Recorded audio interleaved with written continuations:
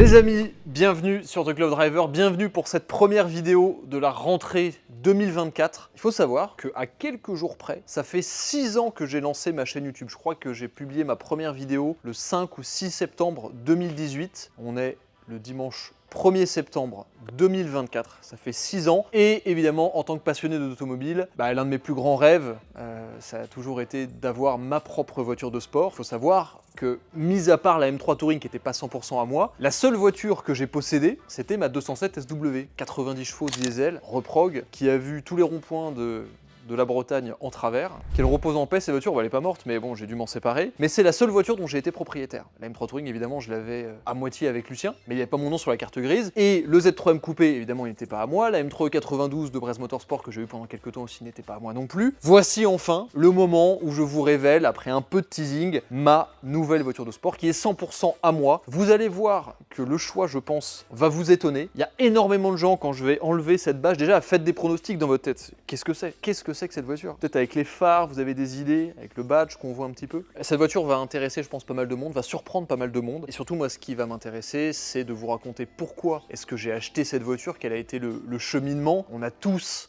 des cheminements qui durent parfois très longtemps pour acheter des voitures. On la voit une fois, on la voit dans un magazine, on la croise dans la rue, on se dit « Ah, quand même, c'est bien, etc. » On se renseigne, puis on finit par en acheter une. C'est un peu ce qui s'est passé avec cette voiture. Bien sûr, je vais vous expliquer pourquoi j'ai vendu la M3 Touring en début d'année. Ça, c'est quelque chose dont j'ai pas du tout parlé sur les réseaux sociaux, mais c'est quelque chose d'important. Voilà, donc je vais vous expliquer ça. Et bien sûr, je vais vous présenter la voiture en détail, vous présenter son histoire, ce que je prévois de faire avec, puisque beaucoup m'ont demandé le retour des vidéos de restauration. Ça va être le cas avec cette voiture. C'est une voiture qui a une base très saine, mais sur laquelle il va y avoir besoin de travail au niveau du châssis, un peu de restauration, remplacer certaines pièces, améliorer la voiture, afin de pouvoir aller vivre des expériences avec, l'emmener à l'étranger, faire des road trips, l'emmener au Nürburgring, l'emmener sur tous les circuits de France, enfin voilà, vraiment profiter de ma première voiture de sport à fond. Partager tout ça avec vous, c'est aussi l'objectif et c'est la raison pour laquelle je le fais sur cette chaîne YouTube. Sans plus tarder, déjà abonnez-vous, très important, on a dépassé les 115 000 abonnés. J'aimerais bien qu'avant la fin de l'année, on se rapproche des 130, ça serait vraiment cool. Mettez un pouce bleu pour montrer à l'algorithme que vous êtes encore là, parce qu'avant les vacances, tout le monde s'est endormi. Les vidéos sur la chaîne, hop là, l'algorithme était sous l'eau. Ils ont décidé entre eux, les gens de l'algorithme de YouTube, que ma chaîne YouTube ne devait plus exister. Donc un petit pouce bleu, un commentaire pour la rentrée, ça va être cool. Et sans plus attendre, je vous présente ma nouvelle voiture. Je vous présente ma Porsche 968 Club Sport de 1993.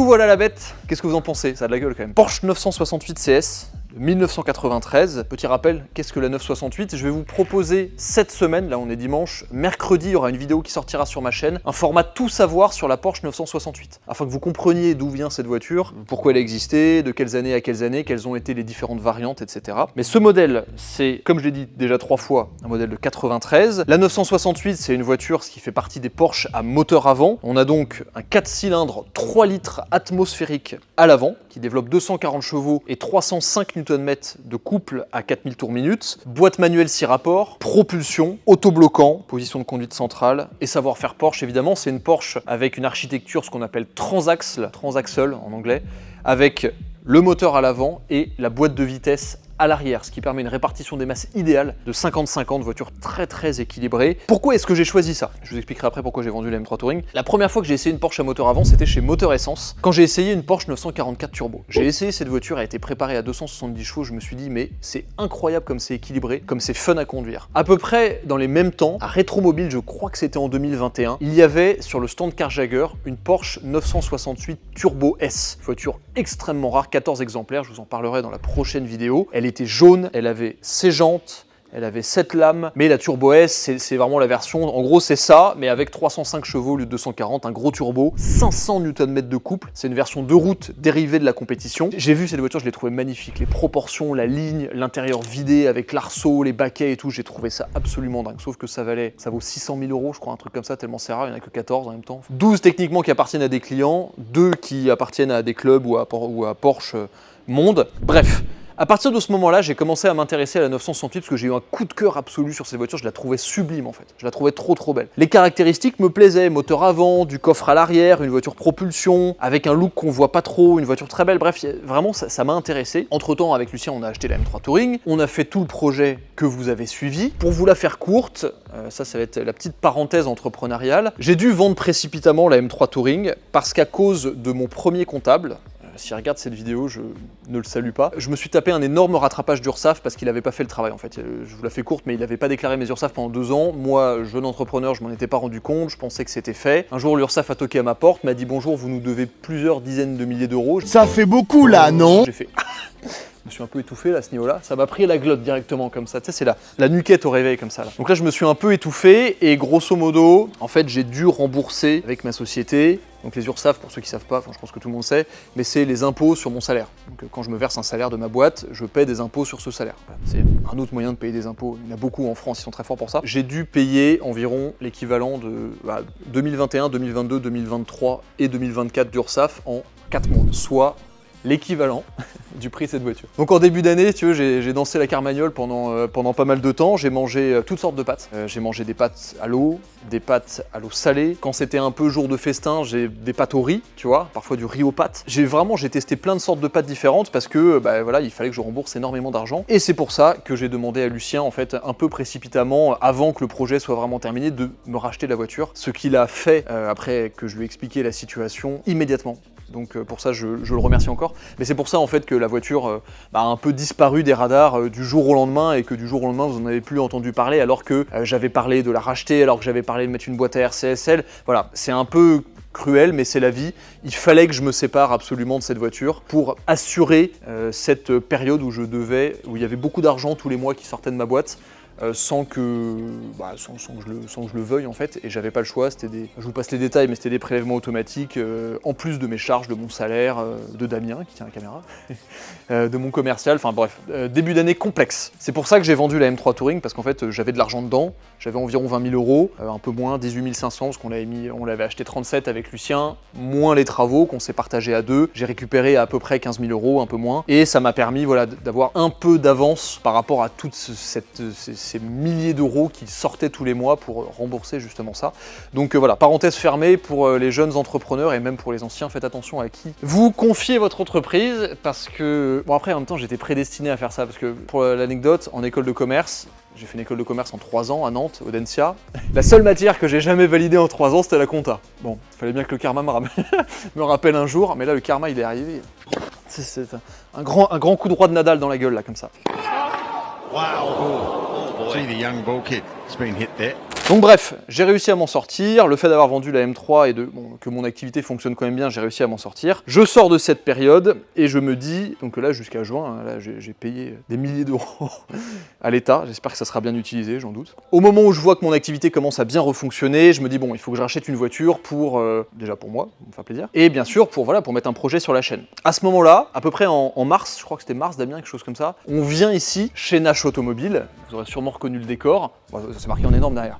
On peut pas le louper. On vient pour filmer la vidéo avec les 3 Ferrari, donc la Testarossa, la California et la 360 Modena. En regardant sur le site juste avant d'arriver, j'ai vu que Nash Automobile avait cette voiture en vente. Alors, moi qui avais eu un coup de cœur monumental sur la 968 Turbo S, je vois cette voiture, 968 CS, pas beaucoup de bornes, 130 000 km, jantes Speedline et lame avant. Je vois ça, je me fais... Elle est beaucoup trop belle pour que j'aille pas la regarder cette voiture. Donc on filme la vidéo, on va dans le showroom derrière, ils ont un deuxième showroom juste derrière, et je leur demande si je peux regarder la voiture, je l'ouvre, tout ça, je demande si je peux la conduire, je pars faire un tour avec, et je sors de là en me disant... C'est beau quand même. Genre j'ai eu un petit coup de cœur sur la voiture. En fait, j'ai immédiatement vu le potentiel que pouvait avoir cette voiture et l'intérêt que ça pouvait avoir sur la chaîne parce que c'est un Youngtimer. Moi, les voitures un peu anciennes comme ça me manque parce que, je vais être très honnête avec vous, les voitures très modernes, ça commence à me saouler, mais à un point fort. Et là, ça représente tout ce que je recherchais en plus dans ma voiture de sport idéale. Moteur avant, j'aime beaucoup cette architecture, boîte manuelle, pas de SP, un très grand coffre, ça je vais vous le montrer, je vais vous faire un peu le tour de la voiture, un look que je trouve sublime, un moteur fiable, 4 cylindres 3 litres, 240 chevaux, pas non plus exubérant en termes de puissance, c'est vrai que moi je suis un amoureux des 6 cylindres en ligne BM, mais j'avais envie d'essayer quelque chose de différent. Le 6 cylindres BM peut être un peu onéreux à l'usage, j'avais envie de changer. Voilà, j'avais envie de changer, je suis tombé sur cette voiture, je l'ai vue, et j'ai dit au gars de Nash Automobile, gardez-la moi un peu, le temps que je me refasse, et je vous la prends. Et ça, c'était en mars, un truc comme ça, fin mars. Le temps a passé, je suis sorti de ma galère, j'ai récupéré cette voiture en juillet. J'en ai pas parlé tout de suite sur les réseaux sociaux parce qu'en vrai, ça c'est un vrai truc. Au début, j'ai commencé à organiser la vidéo où on allait présenter la voiture, etc. En fait, cette vidéo-là, je voulais la tourner au moment où j'allais vraiment récupérer la voiture. Et sauf qu'en fait, au bout d'un moment, j'ai pris du recul, j'en ai discuté avec Enzo, qui a été d'un accompagnement absolument impeccable du début à la fin pour acheter cette voiture. Je rappelle qu'ici, Nash Automobile, c'est une boîte qui a été créée il y a quelques années par Enzo et Antoine. Vous avez déjà vu cette entreprise beaucoup de fois sur ma chaîne et maintenant je le dis en tant que client, l'expérience d'achat a été fantastique du début à la fin. Ils ont tout pris en main, c'était vraiment génial. Donc bref, je récupère la voiture et en fait je me suis dit que j'allais la récupérer juste pour kiffer pour moi. Donc j'ai vécu cette livraison ici en réalité il y a 1 mois et demi et j'en ai profité moi, Erwan, en tant que passionné. Avant, j'ai pu rouler un petit peu cet été avec la voiture, j'ai été à la pêche avec, super, pour comprendre un peu la voiture, voir quelles allaient être les choses, les travaux qu'il allait falloir faire, etc. sur la voiture. Alors du coup, cette voiture, même si j'ai déjà commencé un peu à vous l'expliquer, qu'est-ce que c'est? La 68 Club Sport, c'est la dernière des PMA. C'est une voiture, en fait, c'est l'évolution ultime de la 924. Je vous repréciserai tout ça dans la prochaine vidéo. Mais c'est l'évolution ultime de la 924. En fait, c'est tout ce qui s'est fait de mieux. 924, 944, 968. À ne pas confondre avec la 928 qui avait le V8. Il y a beaucoup de gens, en fait, qui croient, dans les gens qui m'ont croisé ou des copains qui me disent bah, du coup t'as le V8. Non, ça c'est la 68. La 928 avait le V8. Je vous l'ai dit, cette voiture, je l'ai achetée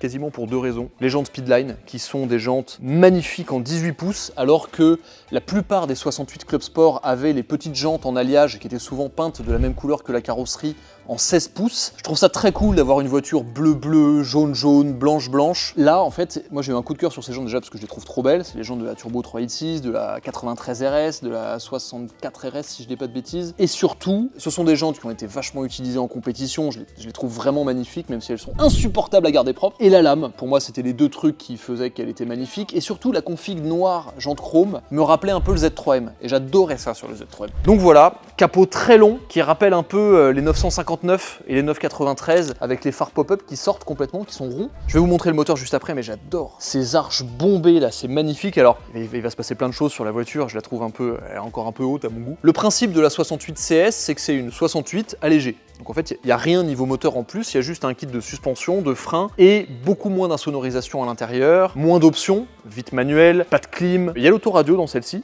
siège allégé, pas de banquette arrière. Vous allez voir, je vais vous montrer à l'arrière, il n'y a pas d'insonorisation du tout dans cette voiture, c'est vraiment hallucinant. Propulsion comme je l'ai dit, autobloquant, option indispensable sur cette voiture.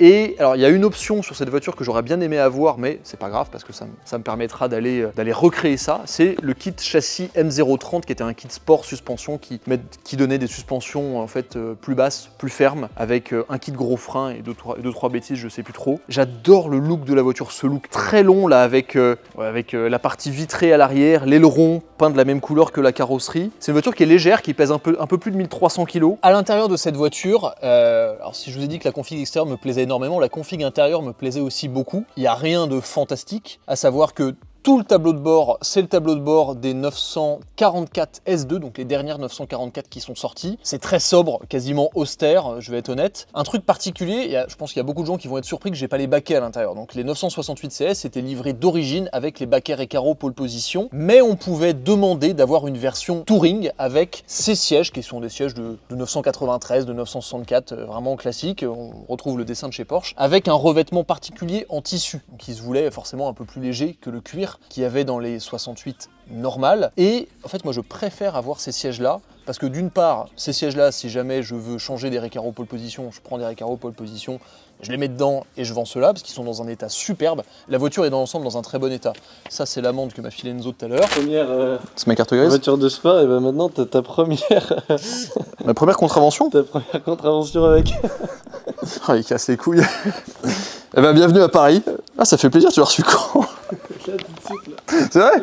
Putain, on n'aurait pas pu mieux faire. 50 balles. Alors, on regardera ça plus tard. Chose que j'adore, le volant. Volant de 964 RS.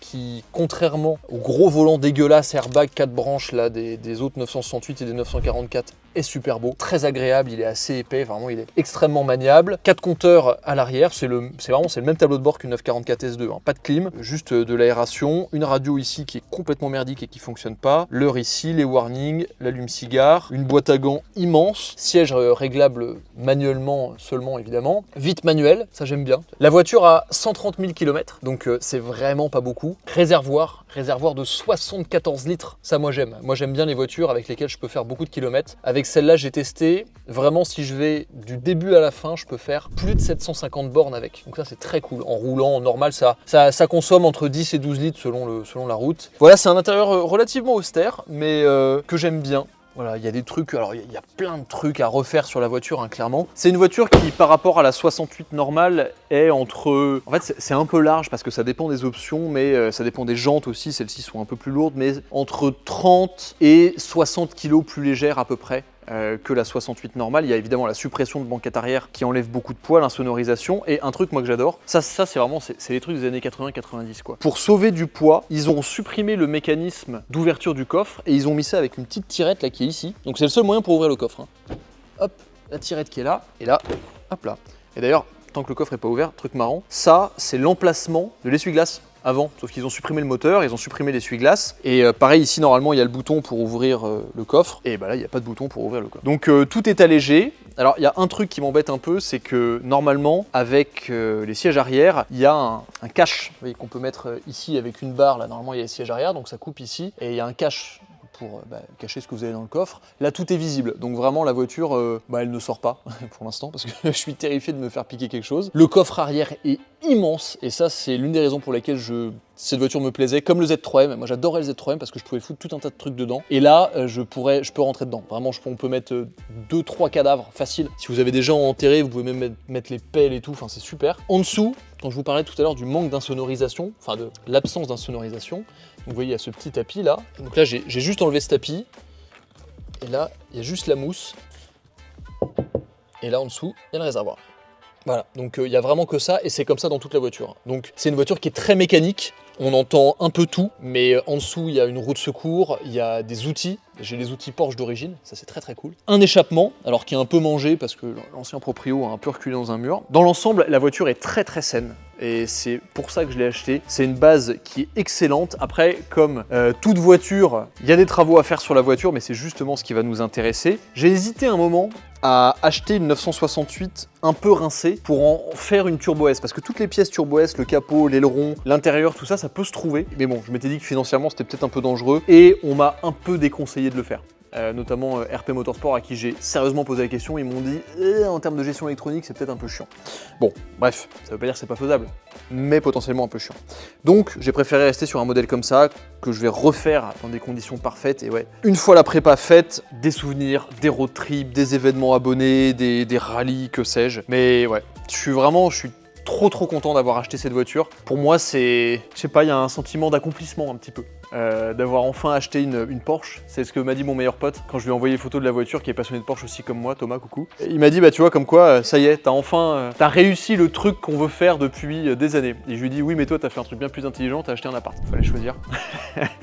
J'ai acheté une Porsche avant l'appart. Je sais que je vais pouvoir faire découvrir cette voiture à beaucoup de gens et rappeler à quel point les PMA c'est des vrais Porsche. Et pour ça, je pense que pour ça, j'essaierai de mettre une branlée à une, c'est quoi, les mêmes années, à une 993 sur circuit. Et bon, je mettrai pas une branlée à une M3 36, je pense. Pour ceux qui m'ont demandé fin août là sur Instagram quand je suis revenu de vacances, oui, des vidéos restauration, il va y en avoir. Donc voilà, ma Porsche 968 CS. Dites-moi si vous vous attendiez à ça ou pas, mais je pense que je vais surprendre pas mal de monde. C'est pas une Alpine, parce que ça coûte trop cher une Alpine, et en vrai, plus le temps passe, plus je me dis que j'aurai un jour cette voiture, mais je pense que je l'aurai pas quand je serai encore youtubeur. Mais bon, ça c'est peut-être un autre débat. En tout cas, merci d'avoir regardé cette vidéo. J'espère que cette voiture vous plaît, j'espère que vous êtes aussi excité que moi par ce modèle. Je pense qu'il y a beaucoup de gens qui sont intrigués un peu. Dans une prochaine vidéo, on fera un état des lieux global de la voiture, on la mettra sur un pont, on va regarder tout ce qui va pas, tout ce qui a changé, une liste longue comme le bras qui va me faire peur à moi et mon compte en banque. Franchement, je suis content de mon choix. Très content de mon choix. Donc merci d'avoir regardé cette vidéo, j'espère que ça vous a plu. Et on se retrouve dans la prochaine vidéo avec un tout savoir sur la 968 CS. Ensuite, je vous proposerai des essais de voitures très très rares. On revient un peu dans les origines de la chaîne avec des voitures rares, des trucs un peu sympas, moins de voitures modernes parce que ça commence à être sacrément emmerdant. Et voilà, abonnez-vous, très important, pour suivre la suite des aventures de cette voiture. Merci d'avoir regardé, merci à Nash Automobile pour le suivi impeccable, et à la prochaine sur The Glove Driver.